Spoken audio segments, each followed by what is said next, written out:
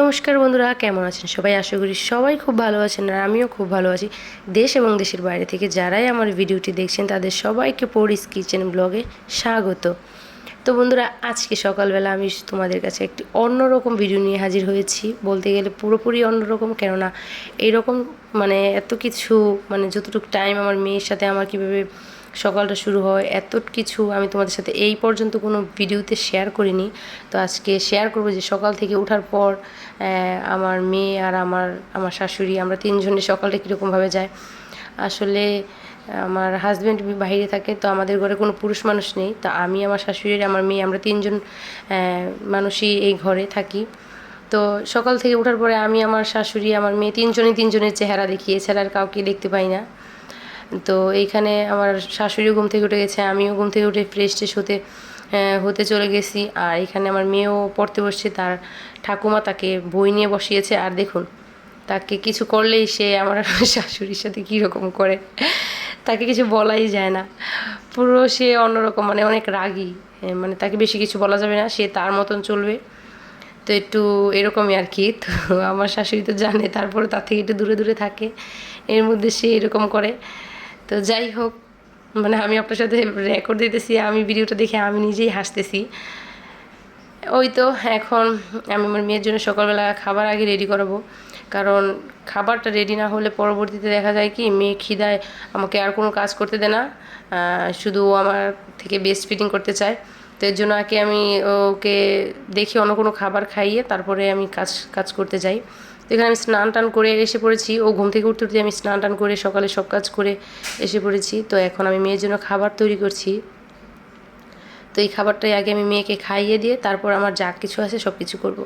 কিন্তু স্নান করেছি ঠিকই, কিন্তু আমার আমাদের হিন্দু সমাজে যে নারীদের যে স্নান টান করে এসে সিঁদুর টিঁদুর পরতে হয়, সেই কিছুই আমার করা হয়নি।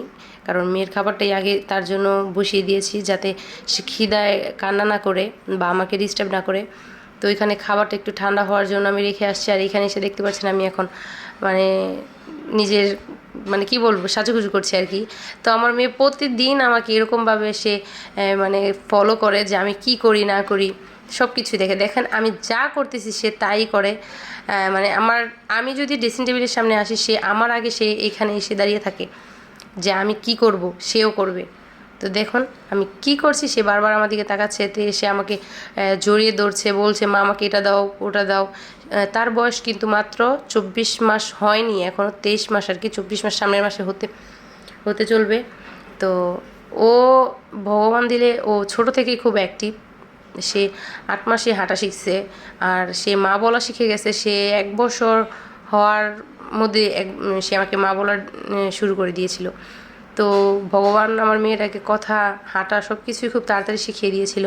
তো দেখুন আমি এখানে সিঁদুর পরবো, সেও আমার সাথে সিঁদুর পরবে, সেও আমাকে বলছে মা আমাকে একটু দাও। দেখছেন কি করে, এরকমই করে প্রতিদিন সকালবেলা সে আমার সাথে এরকম করে। আমি যতই চাই আর কি ওর থেকে লুকিয়ে কোনো কিছু করব, কিন্তু হয় না। আমি স্নান করে দেখলেই সে আমার সাথে রেডি, এখানে আসবে, এখানে দাঁড়াবে, দেখছেন বারবার সে এটাই ধরবে। আমি এখন লোশন দিব, সেটাও তাদের। যাই হোক, ওইখানে সাজুগুজু করা শেষ, সকালে সব কিছু আমার করা শেষ। এখন আমি আমার মেয়ে এটাকে খাওয়াবো।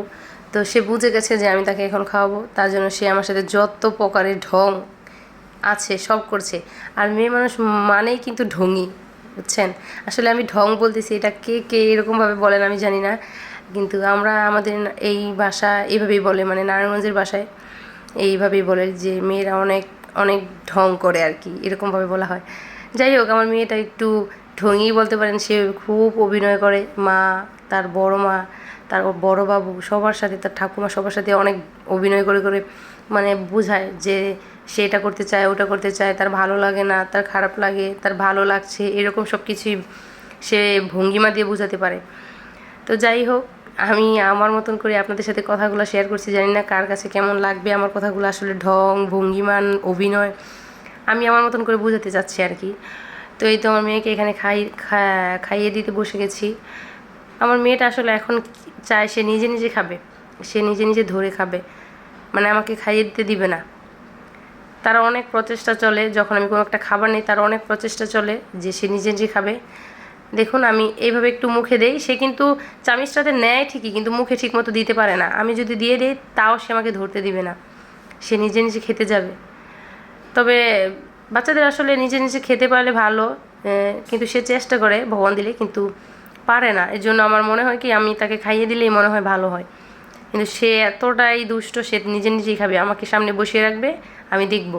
তো এখানে একটা বেবি আসছিল আরও, আমি বেবিটার সাথেই কথা বলতেছিলাম। তো বেবিটা আসছে পরে আমার মেয়ে বলতেছে ওকে খাইয়ে দিবে। ও তো অনেক ছোট, 4 মাস মাত্র, ও কীভাবে খাবে? তো ও যতটুকু খেয়েছে নিজের হাতে খেয়েছে, তো এখন আমি চেষ্টা করছি তাকে খাইয়ে দেওয়ার জন্য। অনেকটা চেষ্টা করছি, কিন্তু সে খাবে না। সে খাবে না মানে আর খাবে না, এইটাই কথা। তো এইভাবেই আমি সকালটা শুরু করি তার সাথে আর কি, যে ও ঘুম থেকে ওঠার আগ পর্যন্ত আমি যতটুকু কাজ পারি শেষ করি, আর পরে এতটুকুই আমি একা একা তাকে নিয়ে করি।